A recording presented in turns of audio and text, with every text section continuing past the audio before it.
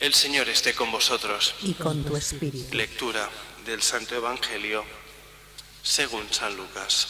Gloria a ti, Señor. En aquel tiempo dijo Jesús esta parábola a algunos que confiaban en sí mismos por considerarse justos y despreciaban a los demás. 2 hombres subieron al templo a orar. Uno era fariseo, el otro publicano. El fariseo, erguido, oraba así en su interior: «Oh Dios, te doy gracias, porque no soy como los demás hombres, ladrones, injustos, adúlteros, ni tampoco como ese publicano. Ayuno 2 veces por semana y pago diezmo de todo lo que tengo».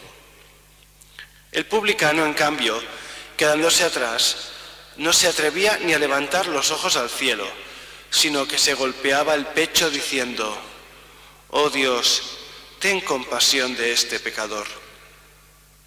Os digo que éste bajó a su casa justificado y aquel no, porque todo el que se enaltece será humillado y el que se humilla será enaltecido. Palabra del Señor. Gloria a ti, Señor Jesús.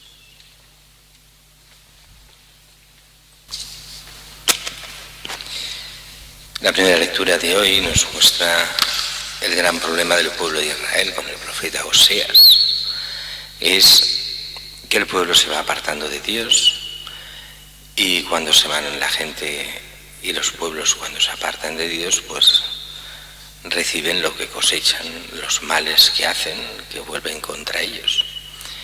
Y están en ese momento de prueba dura, y es Oseas que pide al pueblo que se convierta, que lo deje, que no se preocupe, que esto durará 2 días. Y al tercero, aquí hay una profecía sobre Jesús.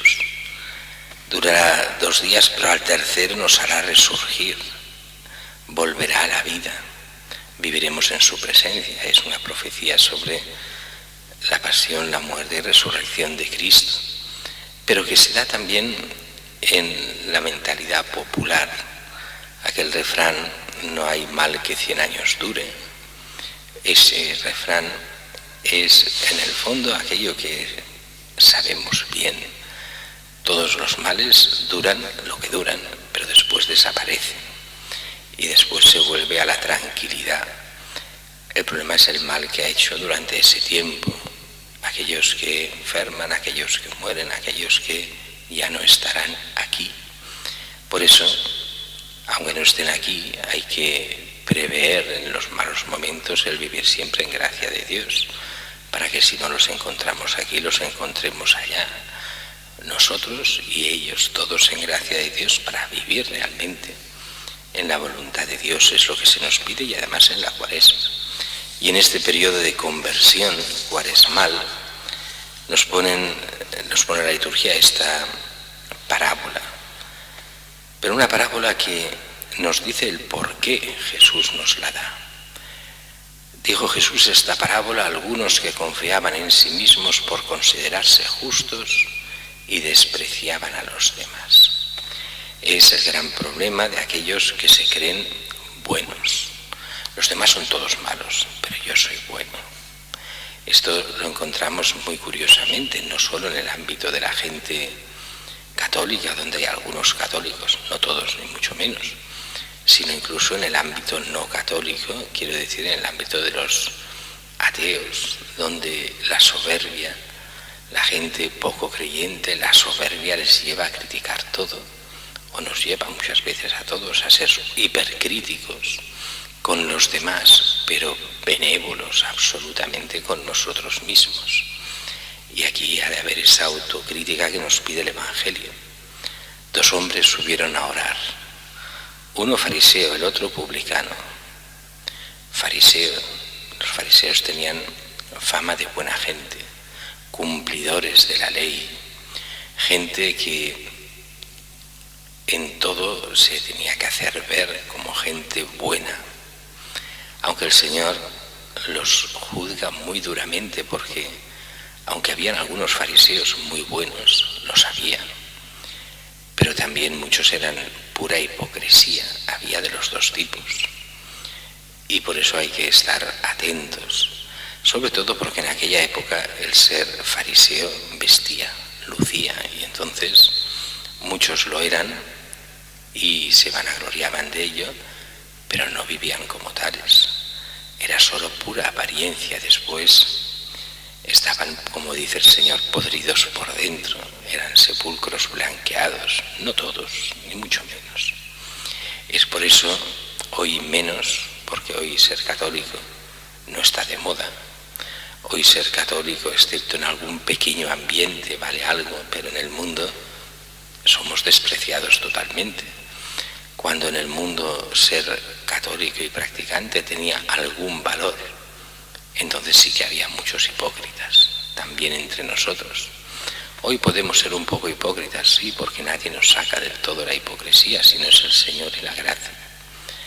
Pero este era el fariseo. Después viene este publicano.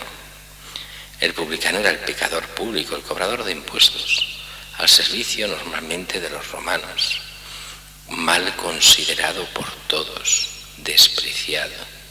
Y sin embargo, dice que el fariseo erguido oraba así en su interior: oh Dios, te doy gracias porque no soy como los demás hombres, ladrones, injustos, adúlteros, ni tampoco como este publicano. Ayuno 2 veces por semana y pago el 10º de todo lo que hago. Lo que venía a decir en el fondo es: cumplo toda la ley. Y no solo cumplo la ley, sino que además sigo más devociones. Por ejemplo, el ayuno. No era obligatorio ayunar 2 días por semana, y él lo hace. Y pago el 10º. ¿Cuál es el problema de él? Que se cree bueno por sus obras y desprecia a los demás, desprecia al publicano. ¿Qué hace? Dice, bueno, en esto de estar erguido era la forma normal de oración de los fariseos, no es que eso fuese malo en sí mismo. En la oración se hacía de pie, como todavía los judíos hoy hacen la oración de pie en muchos sitios. Dice que el publicano, en cambio, se queda atrás, no se atreve ni a levantar los ojos al cielo, se golpea el pecho diciendo: oh Dios, ten compasión de este pecador. No se cree superior a nadie, no va contra los demás, sino que reconoce los propios pecados. Y ahí viene la gran diferencia, y este es el cristiano por excelencia, representa al cristiano. El cristiano no es aquel que va diciendo: qué bien lo hago todo, es que soy bueno, mira, los desgraciados de los demás lo hacen todo mal, yo soy bueno. No, es aquel que reconoce el pecado propio y que por eso sabe que se ha de ir convirtiendo y que la conversión es diaria y que si tiene algo de mérito no es por él mismo, sino por la gracia de Dios. Y eso quiere decir también que podrá criticar también lo que los demás hagan o no, pero no desde la superioridad de yo soy mejor, porque no es verdad, pero sí desde la gracia entender que hay uno que sí que es mejor, y es nuestro Señor. A Él se lo debemos todo. El gran problema de nuestra generación es que hemos olvidado el punto de referencia. El punto de referencia hemos pasado a ser nosotros mismos. No es del todo verdad tampoco. El punto de referencia hoy en día es un ente abstracto que se llama el Estado. Y el Estado lo es todo. Y nosotros somos los esclavos del Estado y que muchos intentan aprovecharse de él y basta. Para nosotros el punto de referencia central es Cristo, el Hijo de Dios, el único Señor, el único Salvador, el que nos abre las puertas a la vida eterna.